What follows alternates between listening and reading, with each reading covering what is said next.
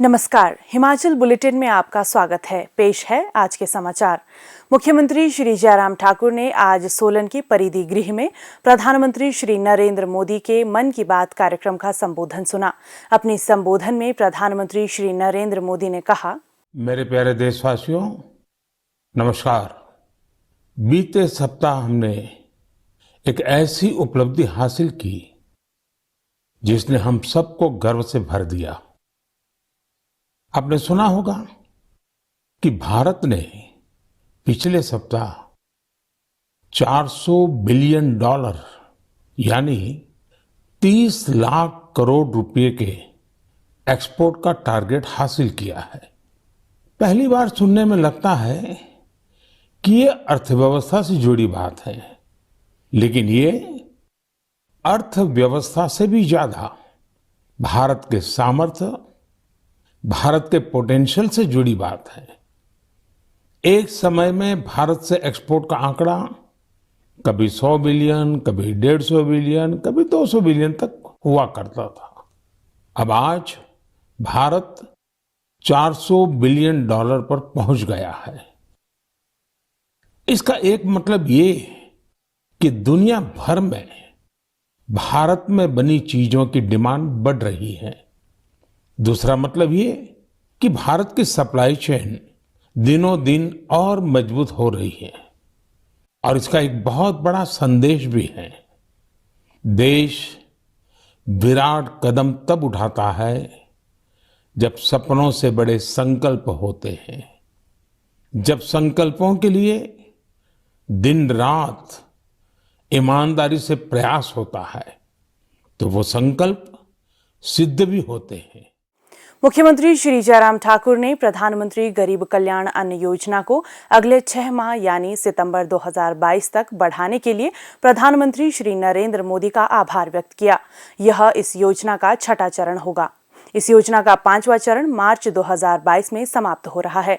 मुख्यमंत्री ने कहा कि अप्रैल 2022 से प्रधानमंत्री गरीब कल्याण अन्न योजना के रूप में देश में दुनिया का सबसे बड़ा खाद्य सुरक्षा कार्यक्रम कार्यान्वित किया जा रहा है। उन्होंने कहा कि अब तक इस योजना के अंतर्गत केंद्र सरकार ने लगभग 2.60 लाख करोड़ रुपए व्यय किए हैं और अगले 6 महीनों यानी सितंबर 2022 तक 80,000 करोड़ रुपए व्यय किए जाएंगे। उन्होंने कहा कि प्रधानमंत्री गरीब कल्याण अन्न योजना के अंतर्गत होने वाला कुल व्यय लगभग 3.40 लाख करोड़ रुपए होगा।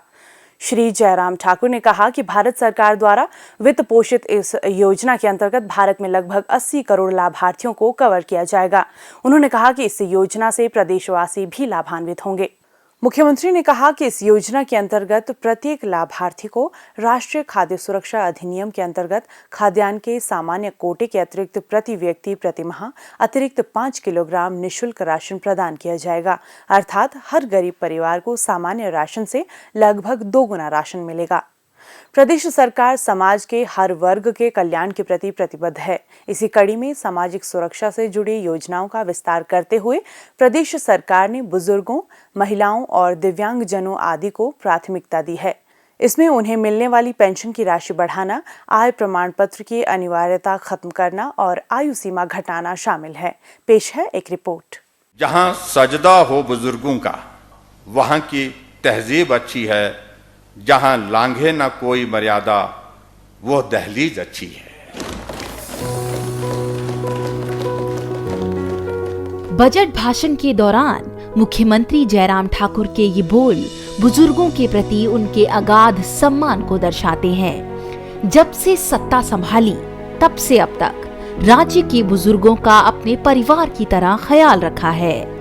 सत्ता संभालते ही कैबिनेट की पहली बैठक में ऐतिहासिक फैसला लिया था। इसमें उन्होंने बिना किसी आय सीमा के दी जाने वाली बुढ़ापा पेंशन की आयु सीमा को 80 से घटाकर 70 वर्ष कर दिया। इसका लाभ 3 लाख से अधिक लोगों को मिल रहा है। पात्र लोगों को अभी 1500 रुपए प्रति माह सामाजिक पेंशन प्रदान की जा रही है। बजट वर्ष 2022-23 में सामाजिक सुरक्षा पेंशन की राशि में 150 से 200 रुपए की वृद्धि करके बुजुर्गों को बड़ी राहत दी है। कि बुढ़ापा सबको आएगा और बुढ़ापा जब आता है तो साथ बहुत कम लोग होते हैं। तो सरकार उनके साथ साथी बनकर के, सहयोगी बनकर के उनका ख्याल रखने के लिए खड़ी हो, ये मुझे लगता है कि एक बहुत पुण्य का कार्य है जिसको हमने अपने हाथों में लिया है। सरकार के बजट में 60 से 65 साल की महिलाओं के लिए बिना आय सीमा के वृद्धा पेंशन देने का ऐलान किया है।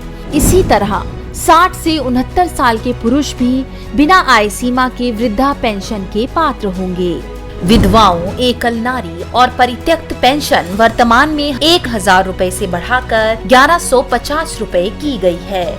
60 से 69 वर्ष तक के पुरुषों और 60 से 64 साल की महिलाओं के लिए पेंशन वर्तमान में 850 रुपए से बढ़ाकर 1000 रुपए की गई है। इसी तरह 70 साल से अधिक आयु व 70% से अधिक विकलांगता वाले व्यक्तियों के लिए पेंशन वर्तमान में 1500 रुपए से बढ़ाकर 1700 रुपए प्रति माह की गई है। 65 से 69 वर्ष की आयु की महिलाओं को 1000 के बजाय 1150 रुपए प्रति माह मिलेंगे।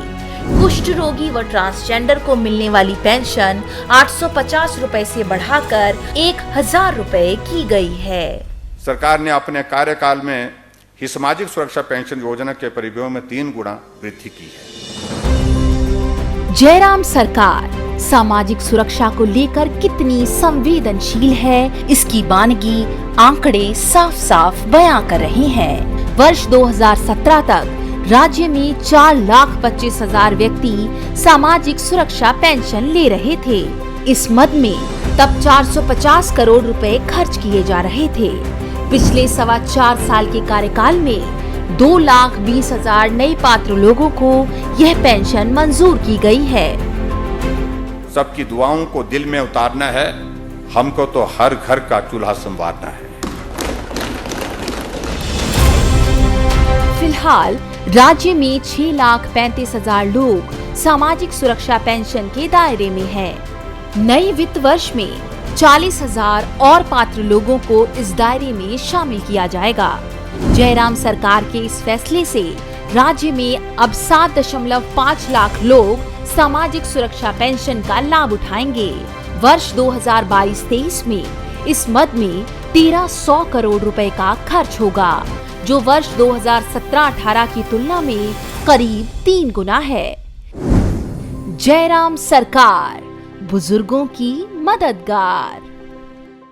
हिमाचल बुलेटिन देखने के लिए सब्सक्राइब करें YouTube channel IPR Himachal, follow करें ट्विटर @DPRHP, लाइक करें Facebook page information and public relations department Himachal Pradesh, visit करें वेबसाइट www.himachalpr.gov.in। इस अंक में इतना ही, कल फिर होगी मुलाकात। दीजिए इजाजत, नमस्कार।